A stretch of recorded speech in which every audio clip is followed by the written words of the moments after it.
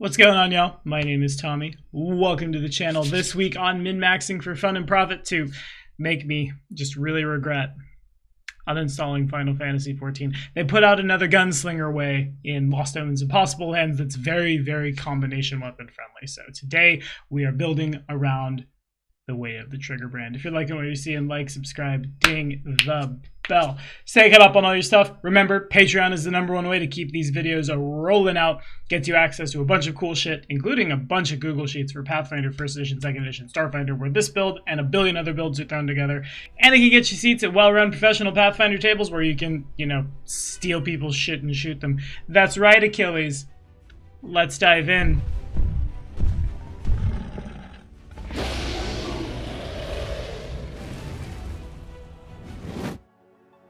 Okie dokie. So before we get into the meat and potatoes, let's first talk about why the meat and potatoes needed to exist. Combination weapons are really cool on flavor, and as someone who is literally in this moment now thinking, maybe I should re-download Final Fantasy XIV, maybe I should grind up to Gunbreaker again. I think Ark would get mad at me if I did that. Never mind JK. Plus I know I would just stand in the town center playing My Chemical Romance as a bard for tips. I know who I am. It's a really interesting concept that just so often is so crunched in action economy that it's better to sword and pistol or like rifle and bayonet. The way of the Triggerbrand gains access to the touch and go action, letting you step towards an enemy, interact to change between melee or ranged modes, and then interact to reload. 3 actions for the price of 1 is amazing. This is literally a hard reset button. You don't even have to step. If you want to just switch to melee, reload, then swing your sword, switch to ranged, reload, then shoot someone. That many things going on in one action means it's super versatile. Spring the Trap, the initial deed for the way. When you roll initiative, you can interact to draw a combination weapon and set it either to melee or ranged mode, and on your first turn, both your movement and ranged attacks don't trigger reactions that are normally triggered by movement or ranged attack, like attack of opportunity, for example. Not bad if you're going last and you have to run through a bunch of fighters, or you're surrounded by a bunch of fighters and want to shoot them. At level 9, wind them up for 2 actions kind of forms the crux of what I want to get up to with this particular build. For 2 actions, make a melee strike with a combination weapon, and then attempt a thievery check with a -5 penalty to steal from your target. You can't steal closely guarded objects or objects that would take a really long time. You don't need a free hand to do it, but we'll have one, which means we can do other things in combat with that. If the check succeeds, not only do you theoretically get something off the person's person, the target is flat-footed against your ranged attacks until the start of your next turn, and you don't trigger reactions that are normally triggered by movement or a ranged attack. You can do this whether or not they're actually carrying something, though this build is really going to want to go up against humanoid opponents, or at least opponents who have things. I like this because it lets you still do the thing you want to do, and it interacts with a feat we'll be taking at 6th in a really interesting way. Pun not intended. Remember, if your last action was a successful melee strike against a foe using a combination weapon, you can make a firearm strike. I assume this is supposed to interact with wind them up, so you can shoot them after you hit them, but if not, there's a feat that comes in later. At 15th level, break them down for 2 actions, make a melee strike, and then a ranged strike with a combination weapon, both against the same enemy. You don't need to change modes to do so, and if the melee strike hits, you gain a +1 circumstance bonus to the attack roll with the ranged strike. Each counts towards the map, but the map doesn't increase until you've hit with both, and if both hit, you deal an additional 2d6 persistent bleed to the enemy, and they're dazzled until the bleed goes away. But anyway, around it, we're going to be doing a lot of theft with this particular character. Something I haven't really looked at a lot in 2nd edition, which makes it that much more interesting. Not only will we reach legendary proficiency with something we get up to, we'll also be able to, in a world where people are going to be carrying around things they want to hurt us with, making pretty significant debuffs. Let's talk about that really quickly. Stealing takes 1 action. You can only steal an object of negligible bulk, and you would automatically fail if the creature was in combat, but we have answers for that. Steal is shooting over perception DCs. You take a -5. if the object you're going for is in a pocket or similarly protected, and sometimes this might go up and down. So while this might not necessarily steal an entire quiver of arrows, it will steal potions, it might steal magical arrows, wands, talismans, things of that nature, and eventually we'll be able to steal even bigger stuff. We'll be choosing the street urchin background today to begin play with access to pickpocket to avoid that -5 penalty, and eventually, with legendary thief, though this does still take a minute, pulling off worn armor, or presumably weapons.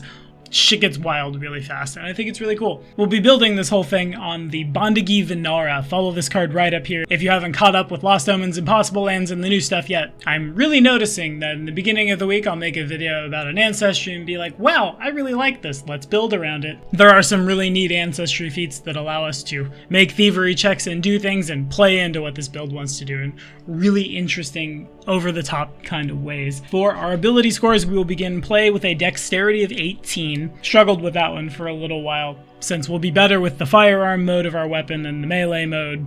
I thought about going 18 strength, but we need to be as good at thievery as possible. But we will have a strength of 16 to hit people. A constitution of wisdom of 12, we're going to pad out the things that protect our resources and our life.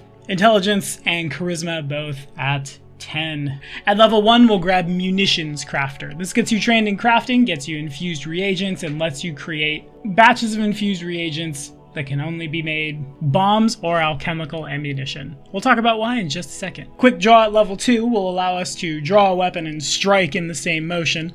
Another 2-for-1, which we love, and alongside that with our free archetype, you knew you'd see it, we'll be taking a rogue dedication. Follow this card if you don't know why free archetype is cool. Wind Them Up makes your target flat-footed, so it enables sneak attack. There are some thievery things to steal in-house for the rogue, who to thunk it. It really feeds into both the damage powerhouse and the debuff aspects that this build wants to be. Running Reload at level 4 will allow us to stride, step, or sneak and then interact to reload. Again, 2-for-1s are the name of the game here. Archetype feat side, we will grab Plant Evidence. Check this out. For one action, you can put a single item you're holding of light or negligible bulk onto a person without them noticing by succeeding at a thievery check against their perception DC. We can't have a racket, so we can't be a ruffian, but otherwise we totally fucking would be. In the comments below, if you haven't played the Fallout franchise, tell everyone so we can tell you to play Fallout, because it's really cool. Because what I want to do with this is reverse pickpocket things that blow up. Mostly because I think it will be really goddamn funny. And since we're doing the thievery thing, hey, why not? How are we going to do this, you ask? Well, at the end of the game, Pyronite. Though it takes 2 actions to light this, if you're under, like, the wizard's 4th level invisibility, they won't see you. Call it a stealth boy, it'll be funny. But wait, that will explode at the end of your turn, and we've used 2 actions to activate the Pyronite, and then 1 action to plant evidence. I hear you. That's why we're going to buy alchemical fuses. You can also attach these to like alchemist fires, bottled lightnings, whatever like damage type you're looking for. Alchemical fuses take 1 interact action to attach them to bombs or tie them to your pyronite to extend the burn time by 1 round. And then for 1 action, you light the fuse with an adjacent fire source or something you're holding, or in combat, that tail of yours, Vinara, will be holding a tinder twig. At the beginning of the game, this will only do a bomb's splash damage, nevertheless quite good for a sneaky character who knows how to proc the electricity weakness of like everything in Alkenstar, or whatever it is you're fighting. Or at the end of the game, a 20-foot burst, which does 3d6 fire damage and 3d6 bludgeoning damage. Interesting if they don't know that's in their pocket and then it blows up, huh? Yeah, we're about that life. At level 6, one of those cool feats from our new way, Triggerbrand Salvo. For 1 action, if you're wielding a combination weapon, make a melee strike with the weapon. If it is successful, you can immediately make a ranged strike against the same target with that weapon, and you get a +2 circumstance bonus to the thing you have a better proficiency with. This counts as 2 attacks towards the map, but the map doesn't apply until after both stick. This is usually what we want to hit with. Wind Them Up will make them flat-footed if you would prefer to get your sneak attack off, which BT dubs were taking sneak attacker here in this moment, but if you'd rather just crit fish, or if you've already got the flank and sneak attack is already being procced from your friend, Triggerbrand Salvo will do us just fine. At level 8, Stab and Blast. It's literally the same thing. It's literally Triggerbrand Salvo. Interesting. You know why this is interesting? It's because both of those have the flourish trait. So a world exists where you Triggerbrand salvo, then running reload to step reload, or even just manually interact in their face to reload, and then stab and blast for 2 attacks at your lowest map, but one with a +2 circumstance bonus. Are we swinging wildly into the night trying to kill things here? Yes, but sometimes it do be like that. At level 8, I'm telling y'all, it's a sabotage. I'm not old. For 1 action, choose an item that a creature within your reach wields or carries. This is before we can legendary thief to yoink their weapons out of their hands. It has to have moving parts, so long swords are no. Shields are probably no, depending on their exact mechanics. So on and so forth. Make a thievery check against the reflex DC of the creature. You can't deal damage below the break threshold of something, but on a success you deal damage equal to double your thievery proficiency bonus. Under critical success, it's quadruple. That's a lot of damage. That's a copious amount of damage. If the enemy somehow has a shield or some kind of like gear-based blocking device that moves, this could very easily break it, or, you know, break somebody's crossbow, break somebody's gun. This has the incapacitation trait, so your mileage may vary, but when this counts, it'll count real well. At level 9, we grab Dangle. It's important to talk about our ancestry feats really quickly, because it's framing why we're taking something. For 1 action, you can hang by your tail from any suitable anchor point, such as a tree branch, or, again, the thing you jump at, and use your free hands while doing so. At level 10, we're going to grab Black Powder Boost. For 1 or 2 actions, you fire your firearm and leap, adding a +10 foot status bonus to the distance traveled, or for 2 actions, you can high or long jump. We're going to take quick jump, so you can do this for 1 action as well. I don't think there's as strict rules as written for when you hit the ground, when you jump into the air, but I really like the notion of something like running reload, stride reload, Black Powder Boost, discharge your weapon, jump to the ceiling, then dangle to grab onto it. From there, you could start climbing from the ceiling to places where you need to go. Combat Climber is going to be huge here, and there are some other Ancestry feat things that are going to come up as well. It's really interesting, really fun mobility, and that's kind of what I'm all about in games like this. 3D combats are really cool. We've all played the Divinity games, right? Those games would be nowhere near as cool if you weren't jumping up and down walls and shit. I'm gonna go find a copy of Final Fantasy Tactics.